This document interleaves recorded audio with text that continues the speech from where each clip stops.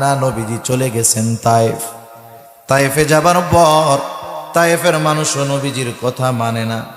দলে দলে বড় বড় ধারালো পাথর নবীজির গায়ে আঘাত করতেছে। পাথরের আঘাত এতটা জটিল ছিল, আয়েশা সিদ্দিকা রাদিয়াল্লাহু তাআলা আনহা একদিন নবীজির গায়ে দেখতে পাইলেন দাগ। জিজ্ঞাসা করতেছে, ইয়া রাসূলুল্লাহ, আপনার কি কখনো বসন্ত হয়েছিল নাকি? নবীজি বলেন, না আয়েশা, আমার কখনো তো বসন্ত হয় নাই। তাহলে ইয়া রাসূলুল্লাহ, পিঠের মধ্যে এই দাগগুলো কিসের? নবীজি বললেন, আয়েশা, আমি যখন দ্বীনের দাওয়াত দেওয়ার জন্য তায়েফে গেলাম, তায়েফের মানুষ বুঝতে পারে নাই তারা আমাকে যে পাথর নিক্ষেপ করেছিল এই দাগ হলো তাদের পাথর নিক্ষেপের আঘাতের দাগ। এর দ্বারা কি বোঝা যায়? পাথর গর্ত হয়ে চোক্কা চোক্কা পাথর আঘাত লাগছে, ওটা ছিদ্র হয়েছে, গায়ে ক্ষত হয়েছে, রক্ত বের হয়েছে। হযরত যায়েদ রাদিয়াল্লাহু তাআলা আনহু একা ঠেকায় পারেন না, দলে দলে পাথর মারে, নবীজি পথ চলে আর পড়ে যায়। আবার উঠে বলে, বলো লা ইলাহা ইল্লাল্লাহ তুফলিহু।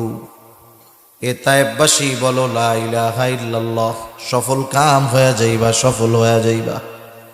নবীজি পাথরের আঘাতে এতটা রক্তাক্ত হয়ে গেছেন, রক্ত গা ভিজে, জামা ভিজে, গা বেয়ে বেয়ে জুতার মধ্যে ঢুকে গেছে, রক্ত শুকায়া পায়ের সাথে জুতাটা আটকে গেছে। নবী অতিরিক্ত দুর্বল হয়ে গেছে। পড়ন্ত বিকালে নবীজি একটা আঙ্গুর বাগানের পাশে গিয়ে বিশ্রাম নিচ্ছে। ক্লান্ত শ্রান্ত দেহ, জিব্রাইল আলাইহিস সালাম হাজির। এসে বলে, ইয়া রাসূলুল্লাহ, এই কওম আপনার সাথে কেমন আচরণ করেছে আল্লাহ তাআলা সব কিছু দেখছেন। আজকে আমি একা আসি নাই, আমার সাথে নতুন একজনকে নিয়ে আসছি, যে ইতিপূর্বে কখনো আপনার কাছে আসে নাই। নবীজি বলেন, এইবার ওই ফেরেশতা এসে আমাকে সালাম দিল। সালাম দেওয়ার পরে বলে, ইয়া রাসূলুল্লাহ, এই কওম আপনার সাথে কেমন আচরণ করেছে আপনার মালিক সব জানে। তিনি আমাকে আপনার কাছে পাঠিয়েছেন আপনার নির্দেশ মান্য করার জন্য, আদেশ পালন করার জন্য। আপনি যদি নির্দেশ দেন, দুই পাহাড় দিয়ে তায়েফবাসীকে এমনভাবে পিষে দেওয়া হবে যে এই জায়গায় যে একটা জনবসতি ছিল তার কোনো চিহ্ন থাকবে না। লাকাদ জাআকুম রাসূলুম মিন আনফুসিকুম আজিজুন আলাইহি মা আনিত্তুম আজিজুন আলাইহি মা আনিত্তুম হারিসুন আলাইকুম বিল মুমিনিনা রাউফুর রহিম। وقال رسول الله صلى الله عليه وسلم لا يؤمن أحدكم حتى أكون أحب إليه من والده وولده والناس أجمعين، أو كما قال النبي صلى الله عليه وسلم اللهم صل على محمد وعلى آل محمد كما صليت على إبراهيم وعلى آل إبراهيم إنك حميد مجيد.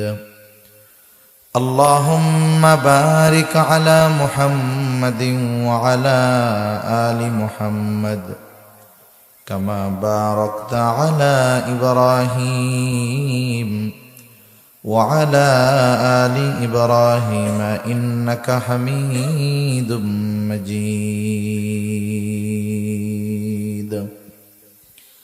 আল্লাহর মহব্বতে একটু জবান খুলে জিকির করি, লা ইলাহা ইল্লাল্লাহ।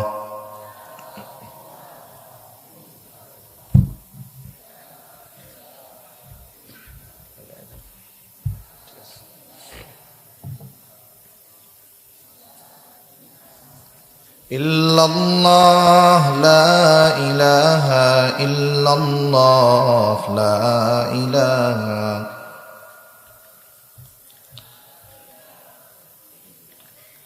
লা ইলাহা ইল্লাল্লাহ মুহাম্মাদুর রাসূলুল্লাহ সাল্লাল্লাহু আলাইহি ওয়াসাল্লাম। আলহামদুলিল্লাহ, ঐতিহ্যবাহী মোমেনশাহী জেলার অন্তর্গত গৌরীপুর থানাধীন সূর্যকোনা পশ্চিমপাড়া জামে মসজিদ ও যুব সমাজের উদ্যোগে আয়োজিত পঞ্চম বার্ষিক ইসলামী সম্মেলনের সম্মানিত শ্রদ্ধেয় সভাপতি, আমন্ত্রিত উলামায়ে কেরাম, সামনে উপস্থিত মুরব্বিয়ানে কেরাম, সমবয়সী যুবক বন্ধু, স্নেহের ছোট ভাই এবং পর্দার অন্তরালে অবস্থানরত সম্মানিত শ্রদ্ধা মা ও বোন, দয়াময় আল্লাহ রব্বুল আলামিনের দরবারে অগণিত শুকর যে মহান মালিক আমাদের হায়াতে বরকত দিয়ে সুস্থ রেখে তার মহান হুকুম এশার নামাজের পরে এই পর্যন্ত উলামায়ে কেরামের জবান থেকে বহুত গুরুত্বপূর্ণ কথা শ্রবণ করবার, আমাকেও আপনাদের খেদমতে কিছু কথা বলবার সুযোগ যে মহান মালিক দান করেছেন, সে মহান মালিককে খুশি করার জন্য মহব্বতের সাথে জবান খুলে অন্তর থেকে আমরা একবার কালিমাতুশ শুকর পাঠ করি, আলহামদুলিল্লাহ। অগণিত দুরূদ ও সালাম সাইয়্যিদুল আম্বিয়া, আশরাফুল আম্বিয়া, খাতামুল আম্বিয়া, ইমামুল মুরসালিন, রহমাতুল লিল আলামিন মুহাম্মাদুর রাসূলুল্লাহ সাল্লাল্লাহু আলাইহি ওয়াসাল্লামের উপর। যেহেতু আমার আসলে সময় কম, আমি অল্প সময়ে কিছু কথা আপনাদের খেদমতে বলবার নিয়তে পবিত্র কোরআনুল কারীমের সূরা তাওবা থেকে একটা আয়াত ও রাসূলুল্লাহ সাল্লাল্লাহু আলাইহি ওয়াসাল্লামের অগণিত হাদিস থেকে একটা হাদিস পাঠ করেছি। আল্লাহ তাআলার কাছে তৌফিক চাই, আল্লাহ তাআলা কিছু কথা বলার সুযোগ করে দেন, যে কথাগুলো আমাদের সবার দুনিয়া এবং আখিরাতের জন্য কল্যাণকর হয়। সকলে বলি আমিন।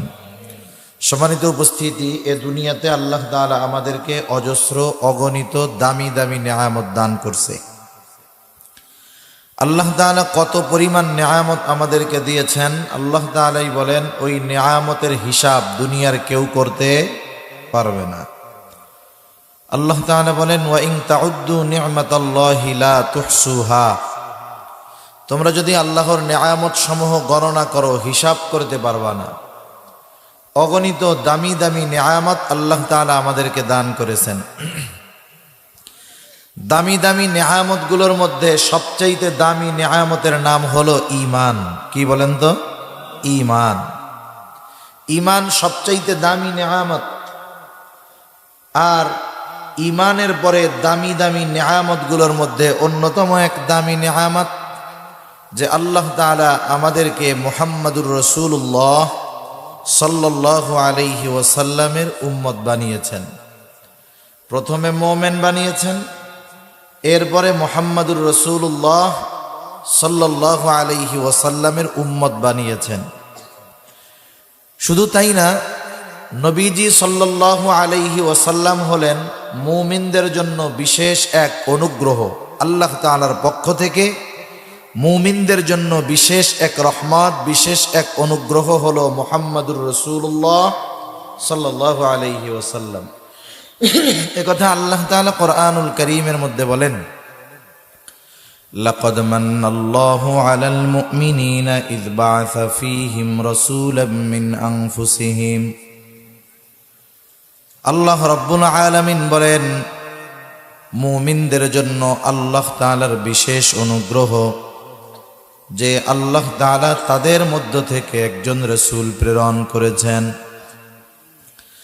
রাসূল আকরাম সাল্লাল্লাহু আলাইহি ওয়াসাল্লাম মুমিনদের জন্য বিশেষ অনুগ্রহ, তবে তিনি গোটা সৃষ্টি জগতের জন্য দয়া রহমত।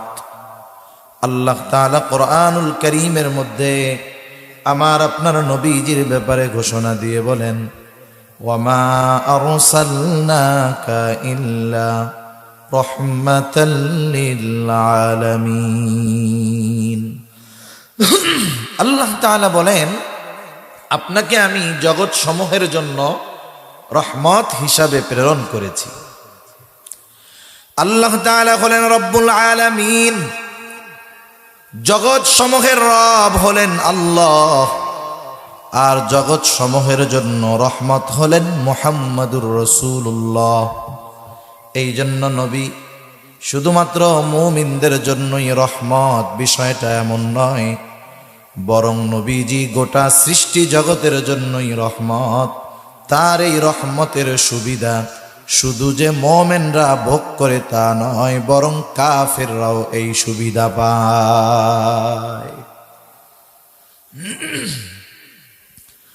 রাসূল আকরাম সাল্লাল্লাহু আলাইহি ওয়াসাল্লাম আল্লাহ তাআলার কাছে দোয়া করেছে, আল্লাহ, আমার উম্মতের পাপের কারণে আপনি আমার উম্মতকে সমূলে ধ্বংস করে দিবেন না। এই জন্য গোটা দুনিয়ার মধ্যে পাপাচার চলে, অনাচার চলে, জুলুম চলে, অবিচার চলে। আল্লাহ তাআলা মাঝে মধ্যে হালকা পাতলা নড়া দিয়ে একটু সতর্ক করে দেয়, কিন্তু আল্লাহ তাআলা গুনার কারণে, অপরাধের কারণে উম্মতে মুহাম্মাদীকে সমূলে নির্মূল করে দেন না। কিন্তু অতীতের অনেক নবীর উম্মতকে, অনেক কওমকে অপরাধের কারণে, জুলুমের কারণে, নাফরমানির কারণে আল্লাহ তাআলা সমূলে নির্মূল করে দিয়েছে। কিন্তু নবীজির দোয়ার কারণে কাফেররা ছাড় পেয়ে যায়।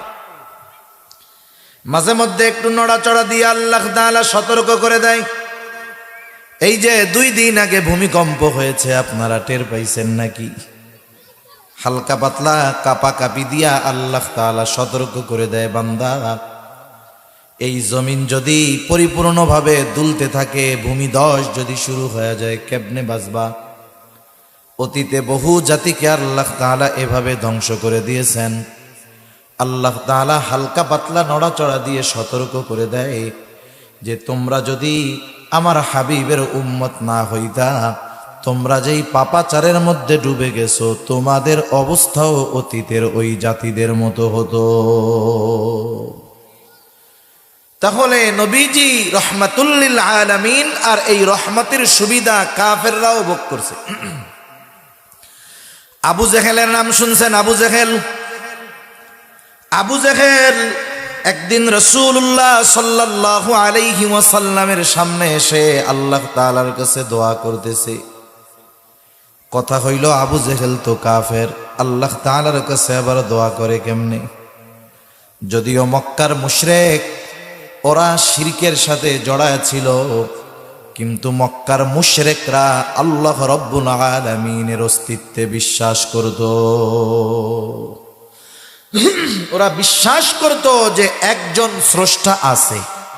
নাস্তিক যারা আল্লাহ তাআলাকে বিশ্বাস করে না, স্রষ্টাকে বিশ্বাস করে না, বলে আল্লাহ বলে কিছু নাই, নাউজুবিল্লাহ বলেন।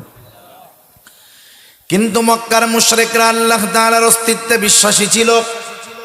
একথা আমার নয়, স্বয়ং আল্লাহ তাআলা কোরআনুল কারীমের মধ্যে বলেন, ওয়ালা ইন সাআলতাহুম মান খালাকাস সামাওয়াতি ওয়াল আরদ।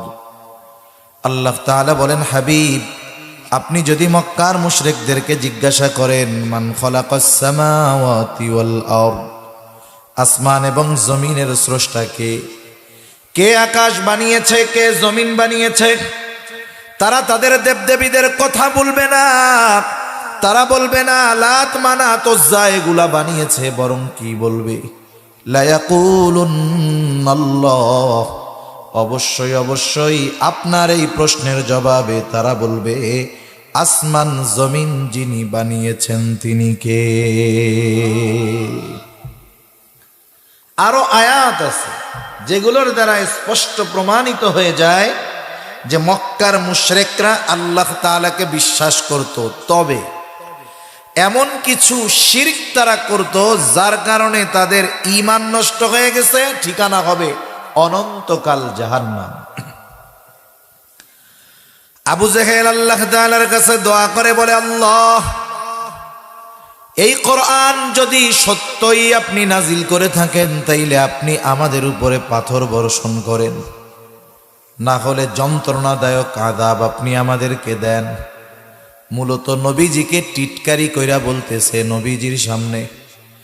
কেমন যেন আবু জেহেল বলে, আল্লাহ, কোরআন নাজিল করার মতো লোকজন আর আপনি পান নাই, আপনি যদি এর কাছে কোরআন নাজিল কইরাই থাকেন তাইলে আমাদের উপরে পাথর বর্ষণ করেন। অনেক সময় দেখবেন গ্রামের মধ্যে আছে একজন গরিব মানুষ, কৃষক মানুষ, দিনমজুর খেটে খাওয়া মানুষ। ওই লোকটার সন্তান পরিশ্রম করে লেখাপড়া শিখে বড় অফিসার হয়ে গেছে। কৃষকের সন্তান আছে না নাই? বলেন তো, কৃষকের সন্তান বড় অফিসার হইছে, এটা কি গ্রামের সব মানুষ মেনে নিবে নাকি? সবাই আনন্দিত হবে না? কিছু মানুষের চুলকানিও শুরু হয়ে যাবে, ঠিক না? হিংসা হবে না মনের মধ্যে? জোরে বাবা, কৃষক ক লিখতে পারে না, ওর ছেলে বলে বড় অফিসার হয়ে গেছে। এখন কি কয় জানেন? চার দোকানে বৈশা একজন বলতেছে, শুনছো কি হয়েছে? আমাদের ওই যে অমক কাকার ছেলেটা বড় অফিসার হয়ে গেছে। এখন ওই যে যারা তো খুশি হইবে ওরা বলবে আলহামদুলিল্লাহ খুব ভালো, আর যার চুলকানি আছে কি বলবে? ওরে আল্লাহ, এ খবর শোনার আগে মরলাম না কেন? এরকম বলার লোক তো আলহামদুলিল্লাহ আপনাদের এদিকে নাই। এখন কম তো ওই সময় যদি আজরাইল এসে বলে তাহলে চল আমার লগে, তখন কি বলবে? আরে মিয়া সত্য সত্য কইছি নাকি? তার মানে টিটকারি করে বলছে যে এই খবর শোনার আগে আমার মরণ হলো না কেন? আবু জেহেল বলতেছে, আল্লাহ, আপনি যদি মুহাম্মাদের উপরে কোরআন নাজিল কইরাই থাকেন তাইলে আমাদের উপরে পাথর মারেন। এ কথা বলতেছে নবীজিকে টিটকারি করে। নবীজির সামনে যখন এই কথা বলে, আল্লাহ তাআলা সাথে সাথে আবু জেহেলের এই কথার জবাব দিয়া জিবরাইল আলাইহিস সালাতু ওয়াস সালামকে নবীজির কাছে পাঠায়া দেয়। আবু জেহেলের এই কথাকে কেন্দ্র করে আয়াত নাজিল করছে আল্লাহ তাআলা। আল্লাহ রাব্বুল আলামিন কেমন যেন জবাবে বলতেছে, আবু জেহেল, তুই তো শাস্তি চাইলি, আমি আল্লাহ তোকে শাস্তি দিতাম, কিন্তু তুই কেন বাইচা গেলি? শোন, কারণ আমার হাবিব হলো রহমাতুল লিল আলামিন, এখনো দুনিয়ার জমিনে আছে। হাবিবের সম্মানে, রহমাতুল লিল আলামিনের সম্মানার্থে তোকে আযাব দিলাম না। এই কথাটাই একটু অন্যভাবে আল্লাহ তাআলা নবীজির জবান দিয়ে বের করেন। আল্লাহ তাআলা বলেন, ওয়ামা কানাল্লাহু লিয়ুআযযিবাহুম ওয়া আনতা ফীহিম। আল্লাহ তাআলা বলেন, হাবিব, ওরা তো আযাব চায়, কিন্তু ওদেরকে আপনি শোনায় দেন আপনি রহমাতুল লিল আলামিন, আপনি হলেন রহমত। এই কারণে আপনি যতক্ষণ তাদের মধ্যে আছেন শুধুমাত্র আপনার সম্মানার্থে আমি ওদের আযাব দিব না। কিন্তু পরবর্তীতে ছাড় নাই, কিন্তু এখন দেই না কেন? আপনি তো রহমত, দুনিয়ায় আছেন, আর আপনি গোটা সৃষ্টি জগতের জন্য রহমত, সেজন্য দুনিয়ায় আছেন রহমত, আর আমি আল্লাহ গজব দিব, এটা হইতে পারে না। সুবহানাল্লাহ। তাহলে বলেন, আবু জেহেল আযাব থেকে বাঁচছে কার জন্য? নবীজির জন্য, ঠিক কিনা বলেন? কারণ নবীজি হলেন রাহমাতুল লিল আলামিন, বিশেষ করে মুমিনদের জন্য বিশেষ অনুগ্রহ। কেন অনুগ্রহ নবীজি আমাদের জন্য? কারণ দেখেন, নবীজি কিন্তু আমাদেরও ভালোবাসেন। আমরা অনেক সময় আলোচনা শুনি, বলি, করি যে আমরা নবীজিকে ভালোবাসবো। কেন ভালোবাসবো? এই কেনর জবাবের অনেকগুলো কারণের মধ্যে অন্যতম একটা কারণ হলো নবীজিও আমাদেরকে ভালোবাসে। নবীজি কতটুক ভালোবাসেন জানেন? বলেন তো, মা বাবার চাইতে কম না বেশি? আরো জোরে বলেন, কম না বেশি? আরে নবীজি আমাকে যত ভালোবাসে, আপনি আপনাকে যত ভালোবাসেন, তার চাইতে নবীজি আমাকে আপনাকে বেশি ভালোবাসে। সুবহানাল্লাহ। আব্দুল্লাহ ইবনে আমর ইবনুল আস রাদিয়াল্লাহু তাআলা আনহু থেকে বর্ণিত, তিনি বলেন, একদিন আমরা মজলিসের মধ্যে বসে আছি, রাসূলুল্লাহ সাল্লাল্লাহু আলাইহি ওয়াসাল্লাম হঠাৎ তিলাওয়াত করতেছেন কোরআন থেকে। আন্নান নবী সাল্লাল্লাহু আলাইহি ওয়াসাল্লাম তাআলা মা নাযালা ফি ইব্রাহিম আলাইহিস সালাম। রাসূলুল্লাহ সাল্লাল্লাহু আলাইহি ওয়াসাল্লাম কোরআন থেকে তিলাওয়াত করলেন। আল্লাহ তাআলা যা ইব্রাহিম আলাইহিস সালাতু ওয়াস সালামের ব্যাপারে নাজিল করেছেন, কি নাজিল করেছেন? আল্লাহ ইব্রাহিম আলাইহিস সালাম তার গুনাহগার উম্মতের জন্য আল্লাহ তাআলার কাছে দোয়া করেছে। রাসূলুল্লাহ সাল্লাল্লাহু আলাইহি ওয়াসাল্লাম দুনিয়ায় আসার পর থেকে, নবুয়তির পর থেকে নিয়ে কিয়ামত পর্যন্ত যত মানুষ দুনিয়ায় আসবে, মুমিন হোক আর কাফের হোক, দিনদার হোক আর বদ্দিন হোক, কিয়ামত পর্যন্ত যত মানুষ আসবে সব মানুষ হলো নবীজির উম্মত। ঠিক কিনা বলেন? সব নবীজির উম্মত। নবীর অন্তরে নেককারের জন্য যেমন মুহাব্বত, অনুরূপ ভাবে গুনাহগার উম্মতের জন্য তেমন চিন্তা আর মুহাব্বত আর ভালোবাসা। হযরত ইব্রাহিম আলাইহিস সালাতু ওয়াস সালাম তার গুনাহগার উম্মতের ক্ষমা চাইয়া আল্লাহ তাআলার কাছে ফরিয়াদ করে, দোয়া করে। মনে রাখবেন, এক লোকের মনে করেন 3টা বা 4টা ছেলে। কয়টা ছেলে? একটু কথা কন, কয়টা? 3 ছেলে নামাজি, মুত্তাকি, পরহেজগার, এক কথায় ভালো। কারো সাথে চোখ উঁচা কইরা উঁচু জবানে কথা বলে না।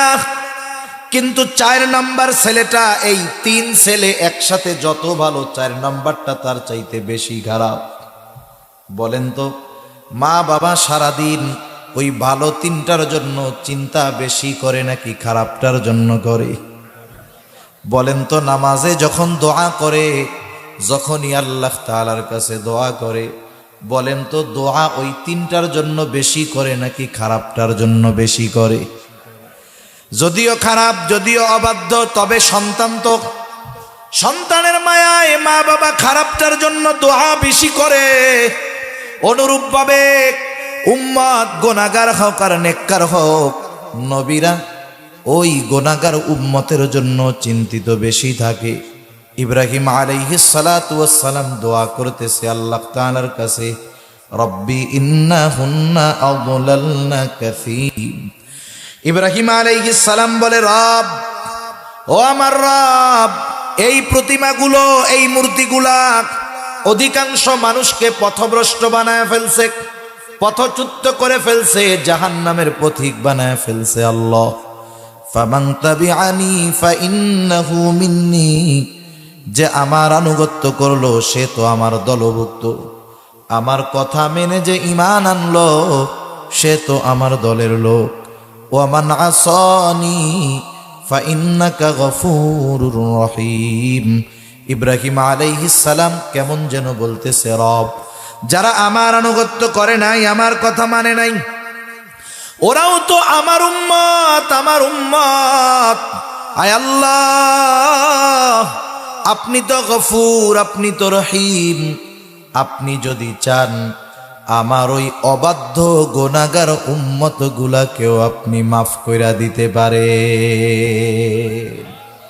কেমন যেন নবী ইব্রাহিম আলাইহিস সালাম বলতেছে, আল্লাহ, আপনি আমার গুনাহগার উম্মত গুলারেও মাফ কইরা দেন। সুবহানাল্লাহ।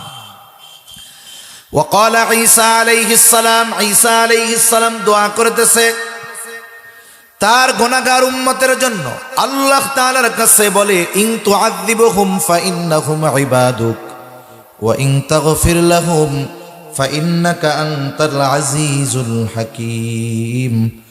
ঈসা আলাইহিস সালাম আল্লাহকে বলতেছে, আল্লাহ, আপনি যদি আমার উম্মতগুলারে শাস্তি দেন, তারা তো আপনারই বান্দা।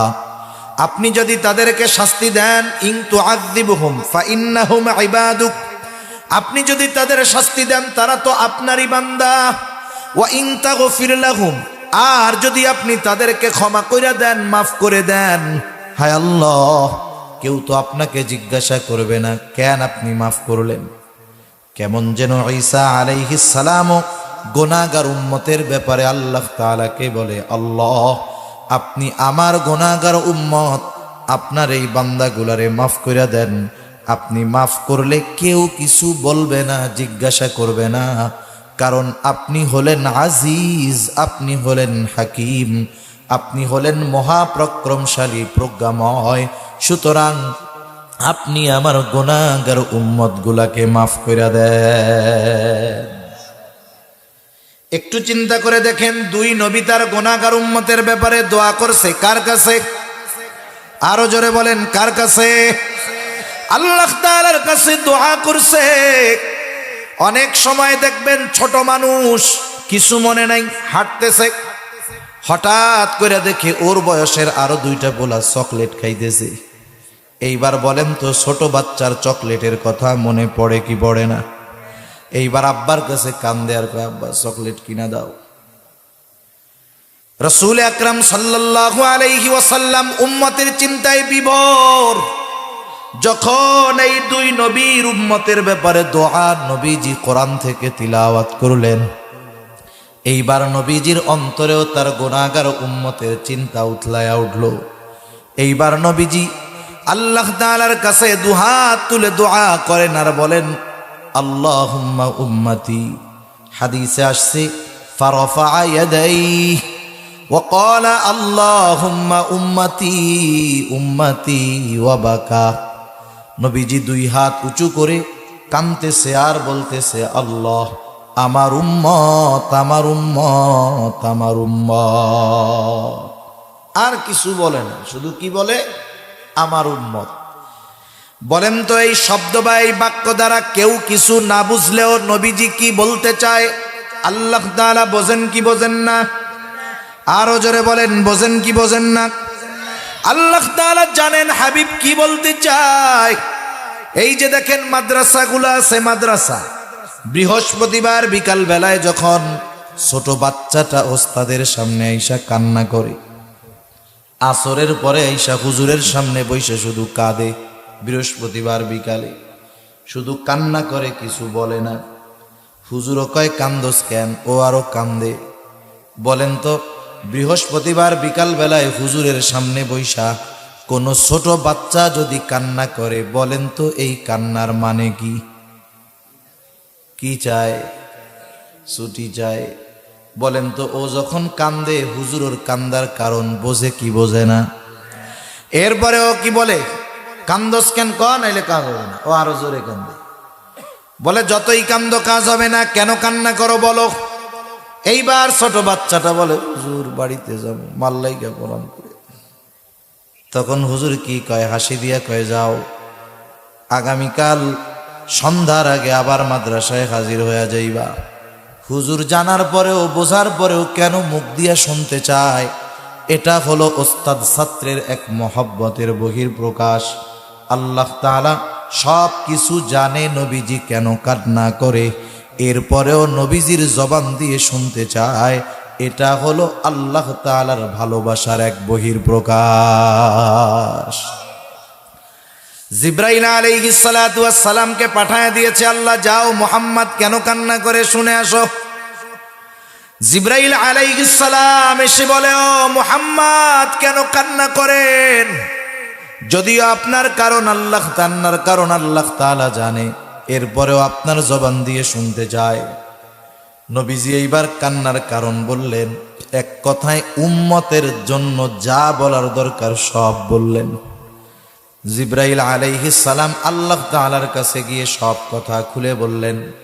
আল্লাহ তাআলা জিবরাইলকে জানায় দিলেন, জিবরাইল যাও আমার হাবিবকে মুহাম্মদকে গিয়ে জানায় দাও, অচিরেই আমি তাকে তার উম্মতের ব্যাপারে সন্তুষ্ট করব, আমি কখনোই তাকে অসন্তুষ্ট করব না। রাসূলুল্লাহ সাল্লাল্লাহু আলাইহি ওয়াসাল্লাম সব সময় আমাদের জন্য যেটা কল্যাণকর সেইটার ব্যবস্থা করে দেন। নবীজির কাছে নবীজি বলেন, আল্লাহ তাআলা প্রত্যেকটা উম্মতকে একটা বিশেষ দোয়া করার সুযোগ দিয়েছে তার উম্মতের ব্যাপারে, এবং নিশ্চয়তা দিয়ে দিয়েছেন ওই দোয়াটা অবশ্যই কবুল করা হবে। প্রত্যেকটা নবী উম্মতের ব্যাপারে ওই দোয়া দুনিয়ায় করে ফেলছে, কেউ বাকি রাখে নাই। নবীজি বলেন, আমি আমার দোয়াটাকে সংরক্ষণ করে রাখছি, কিয়ামতের দিন ওই দোয়াটাকে সুপারিশের রূপ দিয়া আমার গুনাহগার উম্মতের নাজাতের ব্যবস্থা আমি করব। শুধু তাই না, নবীজির উম্মতের প্রতি কেমন মায়া, কেমন দয়া। উম্মতের দ্বারা আঘাত পাওয়ার পরেও নবী উম্মতের জন্য বদদোয়া করেন নাই। যখন মক্কার মানুষেরা নবীজির কথা মানে না, ঈমান আনে না, নবীজি চলে গেছেন তায়েফে যাবার পর তায়েফের মানুষও নবীজির কথা মানে না। দলে দলে বড় বড় ধারালো পাথর নবীজির গায়ে আঘাত করতেছে। পাথরের আঘাত এতটা জটিল ছিল, আয়েশা সিদ্দিকা রাদিয়াল্লাহু তাআলা আনহা একদিন নবীজির গায়ে দেখতে পাইলেন দাগ। জিজ্ঞাসা করতেছে, ইয়া রাসূলুল্লাহ, আপনার কি কখনো বসন্ত হয়েছিল নাকি? নবীজি বলেন, না আয়েশা, আমার কখনো তো বসন্ত হয় নাই। তাহলে ইয়া রাসূলুল্লাহ, পিঠের মধ্যে এই দাগগুলো কিসের?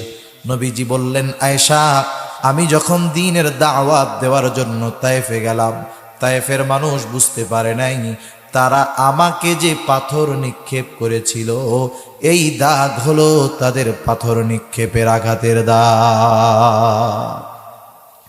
এর দ্বারা কি বোঝা যায়? পাথর গর্ত হয়ে চোক্কা চোক্কা পাথর আঘাত লাগছে, ওটা ছিদ্র হয়েছে, গায়ে ক্ষত হয়েছে, রক্ত বের হয়েছে। হযরত যায়েদ রাদিয়াল্লাহু তাআলা আনহু একা ঠেকায় পারেন না, দলে দলে পাথর মারে, নবীজি পথ চলে আর পড়ে যায়। আবার উঠে বলে, বলো লা ইলাহা ইল্লাল্লাহ তুফলিহু। এ তায়েফবাসী বলো লা ইলাহা ইল্লাল্লাহ, সফল কাম হয়ে যাইবা, সফল হয়ে যাইবা। নবীজি পাথরের আঘাতে এতটা রক্তাক্ত হয়ে গেছেন, রক্ত গা ভিজে, জামা ভিজে, গা বেয়ে বেয়ে জুতার মধ্যে ঢুকে গেছে, রক্ত শুকায়া পায়ের সাথে জুতাটা আটকে গেছে। নবী অতিরিক্ত দুর্বল হয়ে গেছে। পড়ন্ত বিকালে নবীজি একটা আঙ্গুর বাগানের পাশে গিয়ে বিশ্রাম নিচ্ছে। ক্লান্ত শ্রান্ত দেহ, জিব্রাইল আলাইহিস সালাম হাজির। এসে বলে, ইয়া রাসূলুল্লাহ, এই কওম আপনার সাথে কেমন আচরণ করেছে? আল্লাহ তাআলা সব কিছু দেখছেন। আজকে আমি একা আসি নাই, আমার সাথে নতুন একজনকে নিয়ে আসছি, যে ইতিপূর্বে কখনো আপনার কাছে আসে নাই। নবীজি বলেন, এইবার ওই ফেরেশতা এসে আমাকে সালাম দিল। সালাম দেওয়ার পরে বলে, ইয়া রাসূলুল্লাহ, এই কওম আপনার সাথে কেমন আচরণ করেছে আপনার মালিক সব জানে। তিনি আমাকে আপনার কাছে পাঠিয়েছেন আপনার নির্দেশ মান্য করার জন্য, আদেশ পালন করার জন্য। আপনি যদি নির্দেশ দেন, দুই পাহাড় দিয়ে তায়েফবাসীকে এমনভাবে পিষে দেওয়া হবে যে এই জায়গায় যে একটা জনবসতি ছিল তার কোনো চিহ্ন থাকবে না।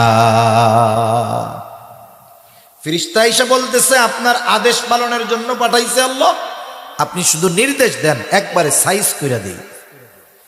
আমরা তো প্রতিশোধ পরায়ণ, তার মানে 10 বছর আগে কেউ যদি আমাদেরকে একটা কথার দ্বারা কষ্ট দিয়ে থাকে, 10 বছর পরে যদি আমার পাওয়ার হয়, ক্ষমতা হয়, তাইলে ওইটারও প্রতিশোধ নিতে আমরা ভুলি না, ঠিক কিনা বলে? অথচ নবীজি একটু আগে এখনো গায়ের রক্ত শুকায়া যায় নাই। এই কথার পরে নবীজি একটু উঠা বইসা গেলেন। ফেরেশতার এই কথার পরে কেমন যেন নবীজি ফেরেশতাকে বলতেছে, তুমি তো এই কথা কইতেছো যে আমাকে নির্দেশ দেন দুই পাহাড় দিয়ে এদেরকে পিষে দেই, কিন্তু শোনো আমি এদের ব্যাপারে কি আশা পোষণ করি। নবীজি বললেন, বাল আরজু আন ইয়াখরুজাল্লাহু মিন আসলাবিহিম মান ইয়াবুদুল্লাহ। তাইলে এদের থেকে ওই প্রজন্ম বের হবে কেমনে? সুবহানাল্লাহ। একটু চিন্তা করেন কতটুকু মোহাব্বত, ভালোবাসা, দয়া উম্মতের প্রতি থাকার কারণে উম্মতের দ্বারা কষ্ট পাওয়ার পরেও উম্মতকে শাস্তি দেওয়ার ব্যাপারে আল্লাহর নবী কখনো বলেন নাই।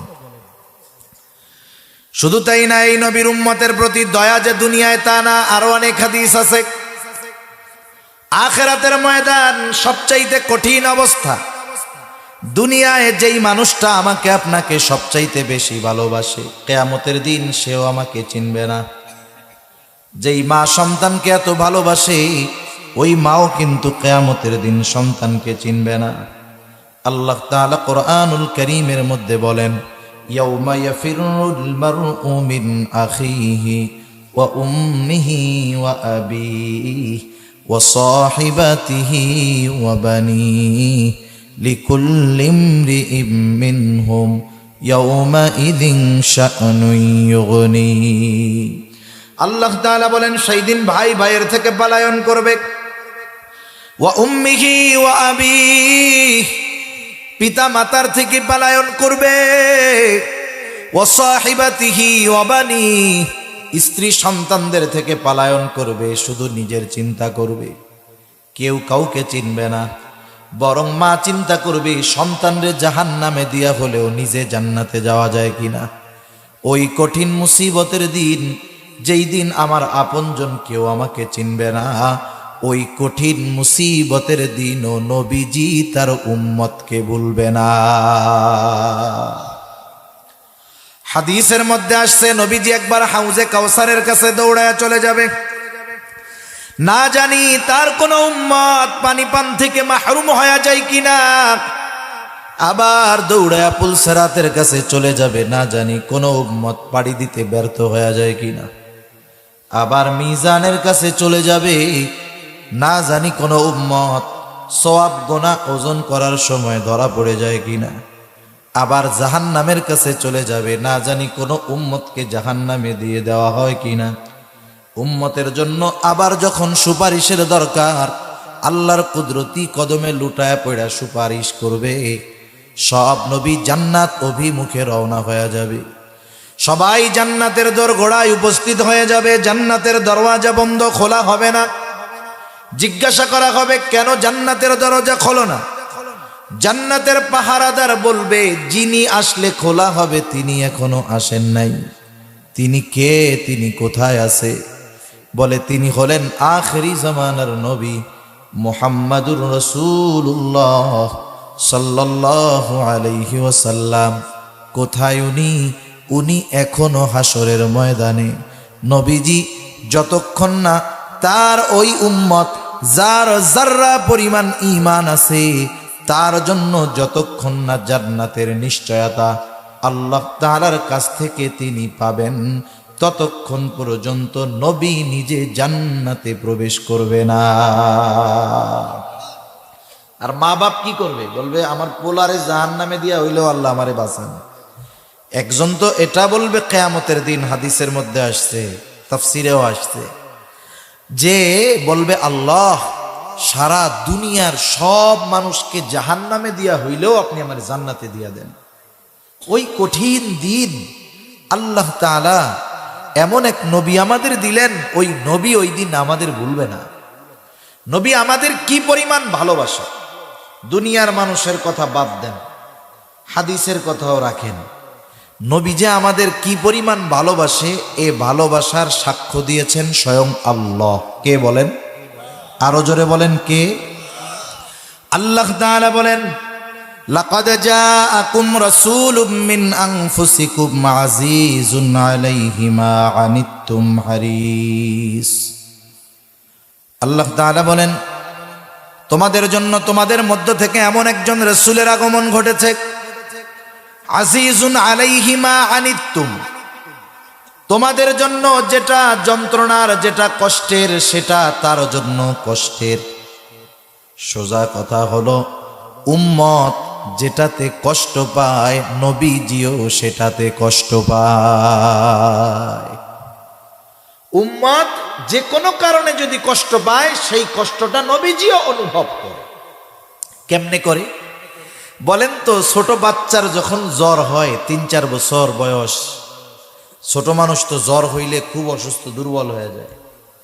ওই 2-3 বছরের বাচ্চার যখন জ্বর হয়, বলেন তো তার বাবার কেমন লাগে, মার কেমন লাগে? জ্বর হইছে ওই বাচ্চার, ওর চাইতে বেশি কষ্ট হয় মা বাবার। কেন? মোহাব্বত, ভালোবাসার কারণে। ঠিক কিনা বলেন? চিন্তা করে দেখেন, মা বাপ আমাদের এতটুকু ভালোবাসে, এই কষ্টে তাদের কত কষ্ট হয়। তাহলে ওই মা বাবার চাইতে নবী বেশি ভালোবাসে না কম ভালোবাসে? সেজন্য উম্মতের প্রত্যেকটা কষ্ট নবীজির কষ্টের কারণ। এ কথা বলতেছে আল্লাহ যে তিনি হলেন তোমাদের জন্য আজিজ, সমব্যথী, তথা তোমাদের জন্য যেটা কষ্টের সেটা তার জন্য কষ্টের। তিনি হলেন হারিসুন আলাইকুম, তিনি তোমাদের জন্য কল্যাণকামী। এরপরে আল্লাহ তাআলা স্পেশাল ভাবে, আলাদাভাবে মুমিনদের জন্য নবীজি হলেন আলাইকুম বিল মুমিনিনা রাউফুর রহিম, বিশেষ করে মুমিনদের জন্য তিনি হলেন অতি সদয় আর পরম দয়ালু। রউফ রহিম এই দুটো শব্দ আল্লাহ তাআলার গুণবাচক যেই নামগুলো আছে এর মধ্যে অন্যতম দুটি নাম হলো রউফ আর রহিম। তাহলে বলেন রউফ আর রহিম কার গুণবাচক নাম? ওই আল্লাহ নবীজির উম্মতের প্রতি কেমন দরদ এ কথা বোঝাতে গিয়ে নিজের সাথে ব্যবহৃত শব্দ রউফ রহিম নবীজির সাথে শানে ব্যবহার করেছেন। সুবহানাল্লাহ। বুঝেন এ কথা কি জিনিস? এ কথা কি বুঝতেছেন আপনারা? আল্লাহ বলতেছে যে এমন নবী তোমাদের কাছে আসছে যেই নবী হলেন মোমেনদের জন্য অতি সদয় আর পরম দয়ালু। কে বলতেছে এই কথা? তাহলে নবীজির আমাদের প্রতি ভালোবাসার পরিমাণ কত বেশি এটা বুঝতে কি আমাদের বাকি আছে? এখন আসেন, নবীজিকে কেন ভালোবাসবো? আমি যৌক্তিক কারণের কথা বলেছিলাম শুরুতে, যে যেহেতু উনি আমাদের সর্বোচ্চ ভালোবাসেন, আমাদেরকেও ওনাকে সর্বোচ্চ ভালোবাসার দরকার আছে না নাই? নবীজির প্রতি উম্মতের ভালোবাসা এটা মুমিনের ঈমানের দাবি। একজন মানুষ নিজেকে ঈমানদার দাবি করবে আর নবীজিকে ভালোবাসবে না, এটা হতেই পারে না। এই জন্য নবীজি হাদিসের মধ্যে আমাদের জানায়া দেন, লা ইউমিনু আহাদুকুম হাত্তা আকুনা আহাব্বা ইলাইহি মিন ওয়ালিদিহি ওয়া ওয়ালাদিহি ওয়ান নাসি আজমাইন। আল্লাহ রাব্বুল আলামিনের নবী বলেন, তোমাদের মধ্যে কেউ ততক্ষণ পর্যন্ত মুমিন হতে পারবে না যতক্ষণ না সে তার সন্তান সন্ততি পিতা মাতা এক কথা সকলের চাইতে আমি নবীকে বেশি ভালো না বাসবে। দুনিয়ায় অনেক সময় মা বাবাকে ভালোবাসতে হয় ঠিক আছে, কিন্তু দ্বীনের কারণে মা বাবার বিরুদ্ধে আচরণও করতে হয়। সাহাবায়ে কেরাম দেখা গেছে দ্বীনের জন্য, ইসলামের জন্য বাবার বিরুদ্ধে তলোয়ার ধরছে। আবু উবায়দা যুদ্ধের ময়দানে বাবারে ছাড় দেয় নাই। জাররা হলো বাবের নাম, দেখে নবীর দিকে আক্রমণ করার চেষ্টা করে। আবু উবায়দা চিন্তা করছে এ লোকের অভ্যাস তো ভালো না। এক দুইবার যখন দেখছে, তৃতীয়বার দেখার পর আর সহ্য হয় নাই। এইবার যুদ্ধের ময়দানে নিজের হাতে নিজের বাপকে দুনিয়া থেকে বিদায় করে দিয়েছে। কার মোহাব্বতে? নবীর মোহাব্বতে। দেখেন, মা বাবাকে ভালোবাসতে হবে। দ্বীনের কারণে যদি ওই মা বাবার বিরুদ্ধে লড়াইয়ে যাইতে হবে, ঠিক কিনা বলেন? সেজন্য দুনিয়ার সম্পর্কের ভালোবাসা আপ ডাউন হয়, কখনো ভালোবাসা জরুরি হয়, কখনো বিরোধিতা জরুরি হয়। কিন্তু নবীর প্রতি ভালোবাসা কখনো ডাউন হয় না, বরং নবীর প্রতি ভালোবাসা শুধু বাড়তেই হয়। কারণ নবীর প্রতি ভালোবাসা হলো মুমিনের ঈমানের দাবি। এজন্য নবীও জানায় দেন, তোমরা যতক্ষণ না সব কিছুর চাইতে আমি নবীকে বেশি ভালো না বাসতে পারবা, ততক্ষণ পর্যন্ত তোমরা মুমিন হতে পারবা না। তাহলে বলেন, নবীজিকে সর্বোচ্চ বেশি ভালোবাসার দরকার আছে না নাই? হাদিসের আলোকে বাসতে হবে, বরং নিজের জীবনের চাইতে নবীকে বেশি ভালোবাসতে হবে। এখন নবীকে কেমনে ভালোবাসবো? যাকে সামনে পাওয়া যায় তাকেই তো বেশি ভালোবাসা যায়। সাহাবায়ে কেরাম নবীজিকে সামনে পাইছে, আবু বকর ঘরের সব সম্পদাই না নবীর সামনে রাইখা দিছে। সাহাবায়ে কেরাম নবীকে সামনে পাইছে। উহুদের ময়দানে নবীজি যখন গর্তে পড়ে গেছে, হযরত তালহা নিজের বুকটাকে নবীজির জন্য ঢাল বানায়া দিয়েছে। আমরা তো নবীজিকে সামনে পাই নাই, কেমনে ভালোবাসবো? নবীজিও জানতেন আমার উম্মত চিন্তা করবে কেমনে তারা আমাকে ভালোবাসবে। এই জন্য নবীজি তাকে ভালোবাসার পদ্ধতিও আমাদের জানায় দিয়েছেন। ওই পদ্ধতি যারা অবলম্বন করবে, দুনিয়াতে তারাই আশিকে রাসূল তথা নবীর মহব্বতকারী হিসাবে গণ্য হবে। তাহলে কারা কারা নবীজিকে ভালোবাসতে রাজি? হাত উঁচা করি। নারায়ে তাকবীর, নারায়ে তাকবীর। মাশাআল্লাহ, হাত নামাই, কারণ এটা তো আর না করার সুযোগ নেই।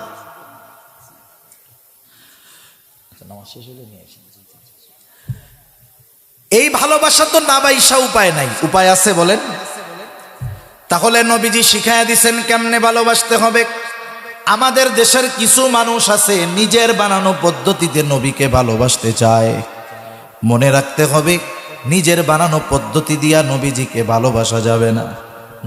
নবীজিকে ভালোবাসার কথা জানায়া দিয়া বলেন, উম্মত আমাকে যদি ভালোবাসতে চাও কি করবা? মান আহাব্বা সুন্নতি ফাকাদ আহাব্বানি ওয়া মান আহাব্বানি কানা মাই ফিল জান্নাহ। নবীজি বলেন, যে আমার সুন্নাতকে ভালোবাসলো সে আমি নবীকে ভালোবাসলো। আমি নবীকে যে ভালোবাসলো সে আমি নবীর সাথে জান্নাতে অবস্থান করবে। একটু চিন্তা করে দেখেন, নবীর সাথে জান্নাতে থাকার সৌভাগ্য অর্জন হয়ে যায় যারা সুন্নাতকে ভালোবাসে। সাহাবায়ে কেরাম নবীর সাথে জান্নাতে থাকার সুসংবাদ পায়া সবচাইতে বেশি খুশি হইছে। নবীজির কাছে গ্রাম থেকে একজন সাহাবী আসছে, গ্রাম্য সাহাবী। আয়েশা বলে, মাতাসা, নবীজিকে বলতেছে, ইয়া রাসূলুল্লাহ, কিয়ামত কখন হবে? আপনারা ঢাকা যান না মাঝে মধ্যে? গৌরীপুর থেকে ট্রেনে যান না? ট্রেনে মনে করেন 6টার টিকিট কাটছেন, এখন 6:30 বাজে। কাউন্টার মাস্টারে যায় কি কন, ওই মিয়া ট্রেন কখন আসবে, এরকম কন না? এই বলাটার মধ্যে কি আছে বলেন তো? এই বলার মধ্যে যে কথাগুলো আছে সেগুলো হলো, এই মিয়া 6টার ট্রেন, 6:30 বাজে, আমরা সবাই রেডি, যাওয়ার লাইগা বইসা আছি, দেরি হয়ে যাইতেছে, ট্রেন কেন আসে না? এটা হলো মূল কথা। কিন্তু যাইয়া একটু ধাক্কা দিয়ে এখন, ওই মিয়া ট্রেন আসে না। এখন নবীজিকে ওই ব্যক্তি বলছে মাতাসা, বলার ভাব ওই রকম, সেও কেমন জানি বলতেছে যে আমি তো রেডি টেডি হয়ে বসে আছি, কিয়ামত আসবে কোন সময়, আসে না কেন? এখন বলার ভাবে নবীজি তার প্রশ্নের জবাব না দিয়া উল্টা তাকে প্রশ্ন করছে, কারণ বলার ভাববেন ভিন্ন রকম। এই জন্য নবীজি তাকে জিজ্ঞাসা করতেছে, মা আদাত্তালাহা, তুমি কিয়ামতের জন্য কি পাথেয় জোগাড় করছো? গ্রামের মানুষ, সহজ সরল মানুষ, নবীজির এই কথার জবাবে বলে, ইয়া রাসূলুল্লাহ, আমি আল্লাহ এবং তার রাসূলকে ভালোবাসি। সুবহানাল্লাহ। নবীজি এবার বলতেছে, যে যাকে ভালোবাসে সে তার সাথে থাকবে। লোকটা এই কথা শুইনা বাড়ির দিকে হাঁটা দিয়া দিছে। হযরত আনাস রাদিয়াল্লাহু তাআলা আনহু বলেন, নবীজির মুখে ওই কথাটা শুনবার পর যে যাকে ভালোবাসে তার সাথে জান্নাতে অবস্থান করবে, এই কথা শুনে আমরা সবাই এতটা খুশি হয়েছি যে ইসলাম গ্রহণের পরে আর কোনো কথায় এতটা খুশি হই নাই। তাহলে নবীর সাথে জান্নাতে দেওয়ার সুসংবাদ, জান্নাতে থাকার সুসংবাদ পেয়ে সাহাবায়ে কেরাম সর্বোচ্চ খুশি। আমরাও সর্বোচ্চ খুশি। তো সেই নবীর সাথে যদি জান্নাতে থাকতে হয়, জান্নাতে আগে যাইতে হবে। জান্নাতে যাওয়ার কর্ম যদি করে সে জান্নাতে যেতে পারবে। জান্নাতে গেলে নবীজির সাথে থাকা যাবে। এখন জান্নাতে কারা যাবে সেও নবীজি জানায় দেন। নবীজি বলেন, কুল্লু উম্মতি ইয়াদখুলুনাল জান্নাতা ইল্লা মান আবা। নবীজি বলেন, আমার সব উম্মত জান্নাতে প্রবেশ করবে, আবা উম্মত ছাড়া। জিজ্ঞাসা করা হলো, আবা উম্মত কারা? নবীজি বলেন, মান আতাআনি দাখালাল জান্নাহ, যারা আমার আনুগত্য করবে তারা জান্নাতে প্রবেশ করবে। ওয়া মান আসানি ফাকাদ আবা, যারা আমার অনুসরণ করবে না, আনুগত্য করবে না, তারা আবা উম্মত, তারা জান্নাতে যাবে না। তাহলে নবীর সাথে যদি জান্নাতে থাকতে হয় তাহলে সুন্নাতকে মোহাব্বতের সাথে অনুসরণ করতে হবে, সুন্নাতকে ভালোবাসতে হবে, নিজেও সুন্নাতওয়ালা হতে হবে। অনেক সময় আমরা সুন্নাতওয়ালাকে ভালোবাসি কিন্তু নিজে সুন্নাতওয়ালা হই না, ঠিক কিনা বলেন? তাহলে শুধু ভালোবাসলেই হবে না, ভালোবাসার সাথে সাথে নিজেও সুন্নাতওয়ালা হতে হবে। দুনিয়াতে যদি কেউ সুন্নাতওয়ালা হতে চায় হাজারো বাধা বিপত্তি কথা তাকে শুনতে হতে পারে।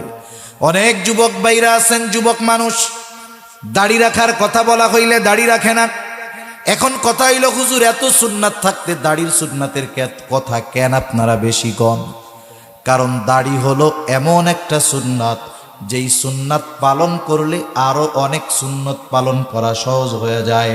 দাড়ি হলো এমন এক সুন্নাত, এই সুন্নাতের বদৌলতে হাজার হাজার গুনাহ থেকে মানুষ বাঁচতে পারে। মনে করেন যুবক মানুষ স্কুল কলেজে পড়ে, দাড়ি রাখো না কেন?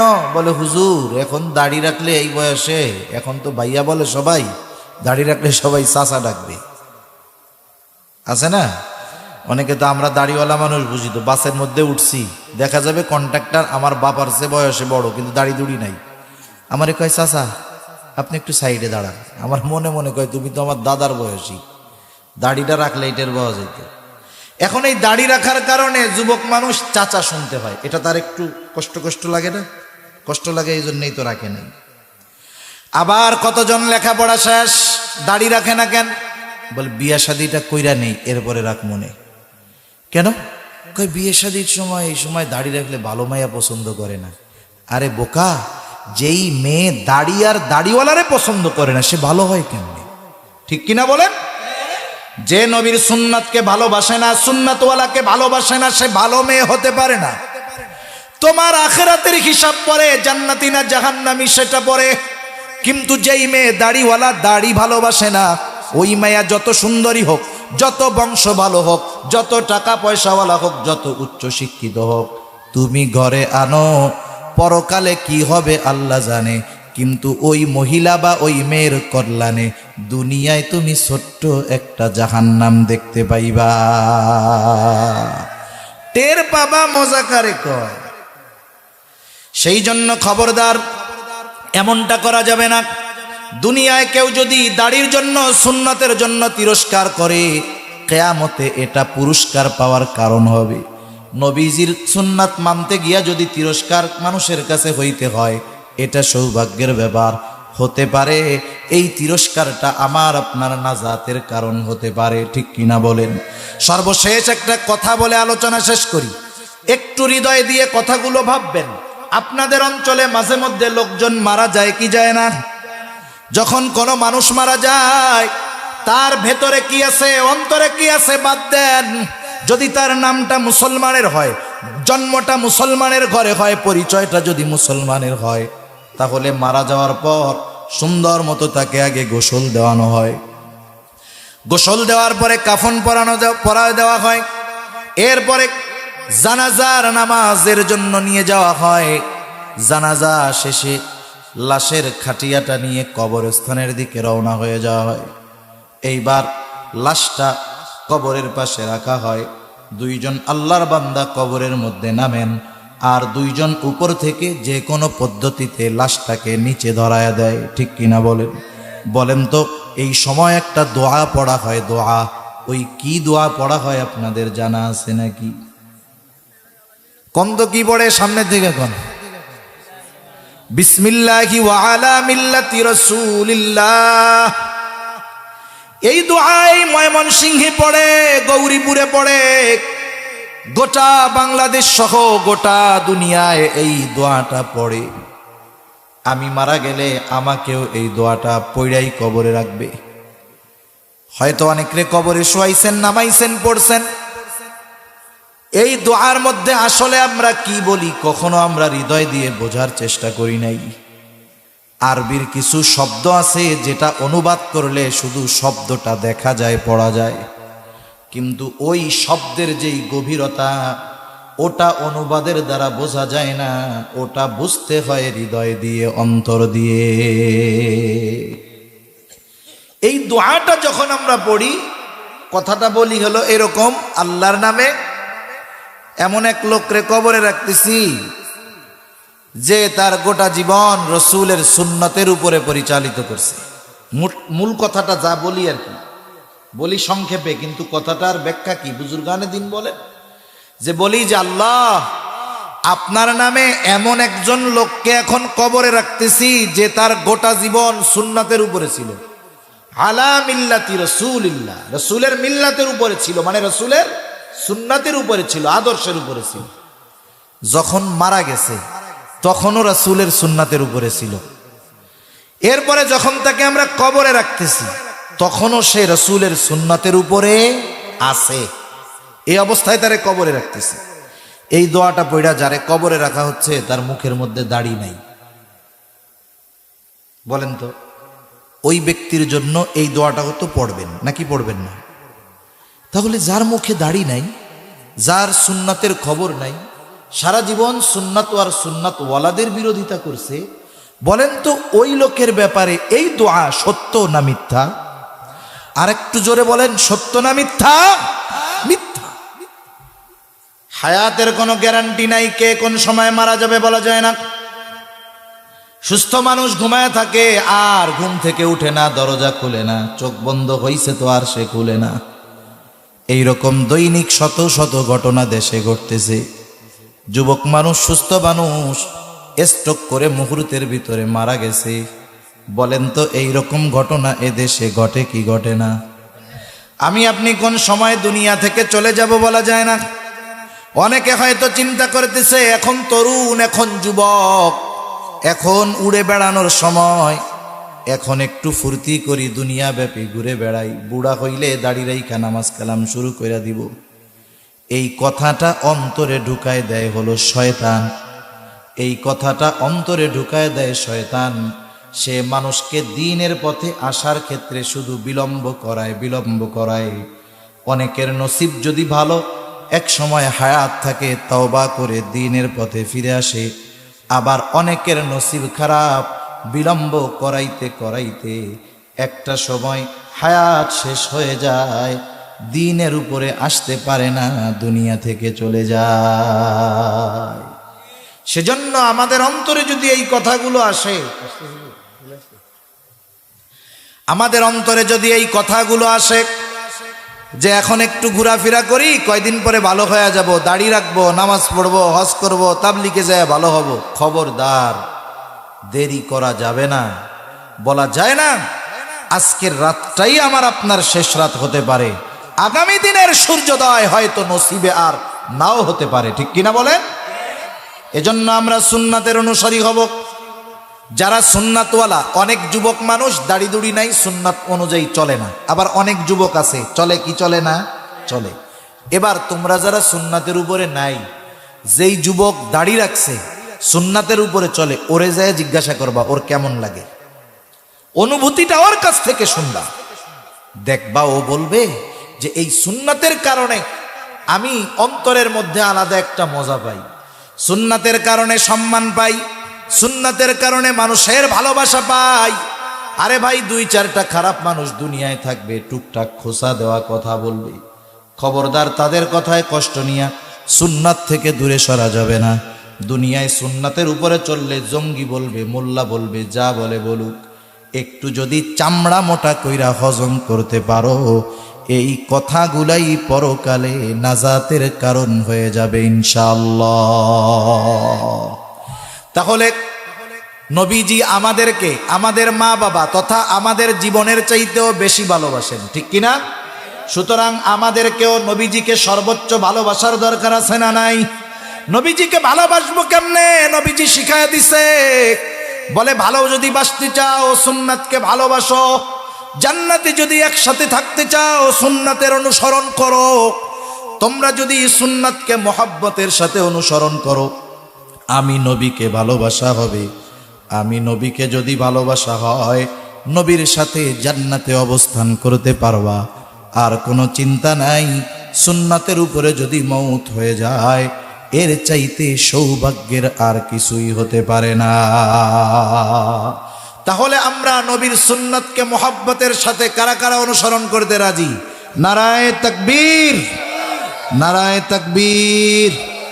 আল্লাহ তাআলা আমাদের সকলকে খাঁটি সুন্নাতওয়ালা হওয়ার তৌফিক দান করুন। এত আস্তে, আরো জোরে। ওয়া আখিরু দাওয়ানা আনিল হামদুলিল্লাহি রাব্বিল আলামিন।